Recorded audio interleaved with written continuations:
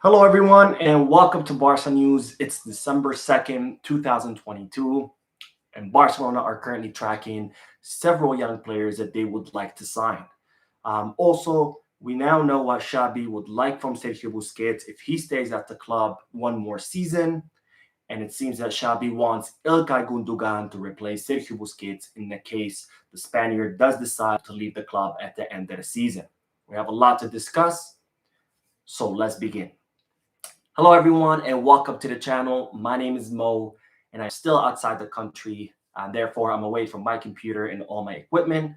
So I will be bringing you a live video every day until next Monday when I return home, so I can keep you up to date on the most recent news regarding our beloved club, FC Barcelona. I apologize for not posting a video yesterday. I was traveling to a different city where I'm currently in the country that I'm currently at. So I had no access to the internet, but don't worry, today I have all the news, not just from today, but all the news from yesterday as well in regards to Barcelona.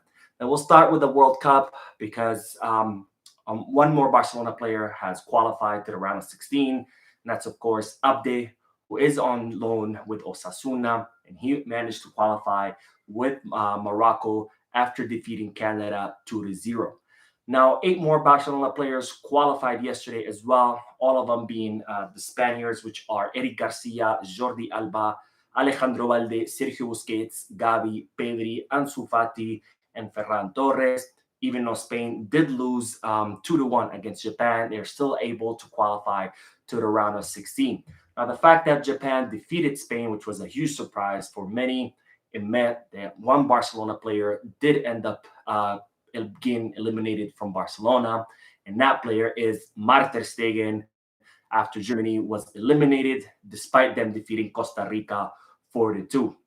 Now, another Barcelona player left the World Cup today, and that is Ronald Araujo after Uruguay were eliminated despite defeating Ghana 2-0. And that's thanks to the fact to another surprise in the World Cup, which is that South Korea defeated Portugal 2-1. And with that South Korean victory, it meant that Uruguay has been eliminated from the World Cup in the group stages. Now, this elimination finally puts an end to the big Ronald Araujo saga, where he had traveled to the World Cup with the permission of Barcelona, despite him still being recovering from the surgery that he had back in September. And there had been a lot of problems between Barcelona and Uruguay, where Barcelona were fearful that Uruguay could force Ronald Araujo to play before he is fully recovered. But now that they are eliminated, Barcelona will now rest easy knowing that Ronald Araujo's recovery will not be risked by Uruguay in the World Cup.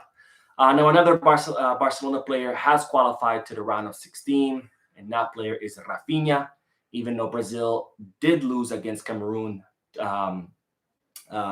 today, however, Brazil had already managed to qualify to the round of 16 after winning their first two matches. Now, we currently have three players who have been eliminated for the World Cup. That's, of course, Andreas Christensen with Denmark, Ter Stegen with Germany, and Ronald Araujo with Uruguay. Now, the number of Barcelona players that have moved to the round of 16 is 14 total who are currently at the club. And if you add the likes of Serginho Dest and Abde who are on loan, then that number goes up to 16 players. Now, tomorrow, the round of 16 will begin, and we're going to see Barcelona players facing each other, starting with Memphis Depay and Frankie de Jong, who will be representing the Netherlands against Serginho Dest USA. Now, in regards of Dest, it's reported that Barcelona are very happy with the fact that Serginho Dest has managed to become a starter with the USA team in the World Cup, and that he has been having some pretty good performances during the World Cup, because all that's going to do is increase the value of Serginho Dest, which Barcelona are planning to sell. If it's not to AC Milan, where he's currently on loan, then it would be to another club. But Barcelona definitely don't want the American right back. They are hoping to sell him, and given his good performance in the club at the World Cup, Barcelona are hoping to gain the money that they spent on him when they first signed him, which would be around 15 million euros. Now, on to the news that Barcelona are currently tracking several young players. As we've been talking about several times before, they are tracking Endrick, and they're hoping to sign him from Palmeiras.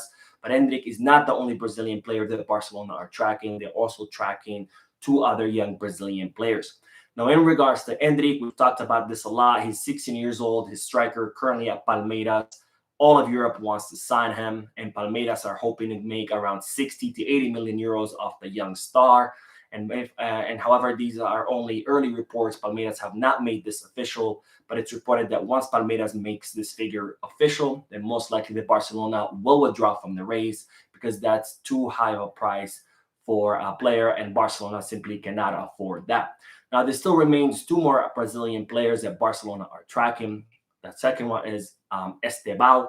He's a 15-year-old right winger who currently also plays at Palmeiras, and Barcelona are very interested in him. And the early reports from the scouts paint a very good picture for this young Brazilian. Now, the other Brazilian that Barcelona are also tracking and hoping to sign is someone that I have mentioned before, and that's, of course, Vitor Roque. Vitor Roque is a 17-year-old striker who currently at the Brazilian club Atlético Paranaense.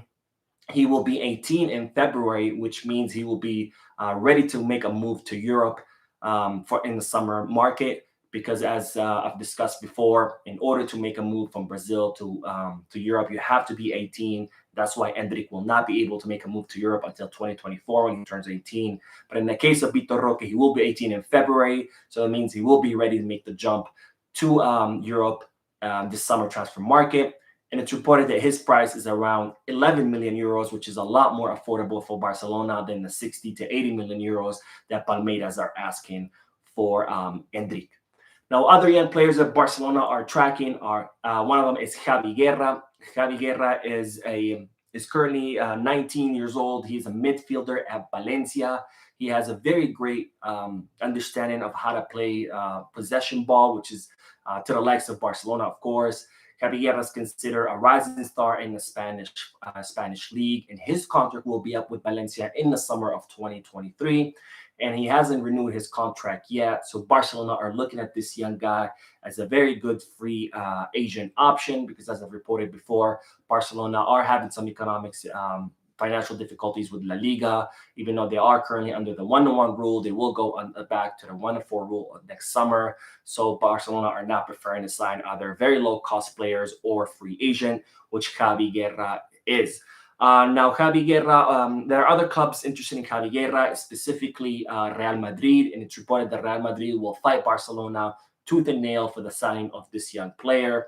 However, Barcelona do have an advantage here, and that's that Javi Guerra shares an agent with both Barcelona players, Abde and Iñaki Peña. So hopefully that relationship between Javi Guerra's agent and Barcelona hopefully will facilitate the Barcelona signing this young player who has a lot of promise, and more importantly, he will be a free agent next summer.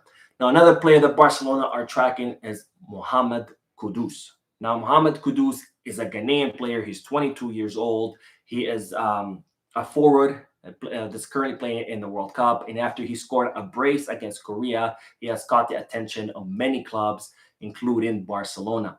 Now, Kudus is currently at Ajax, and it's reported that Barcelona are currently talking to Ajax to see, or want to approach Ajax to see if they're willing to sell him.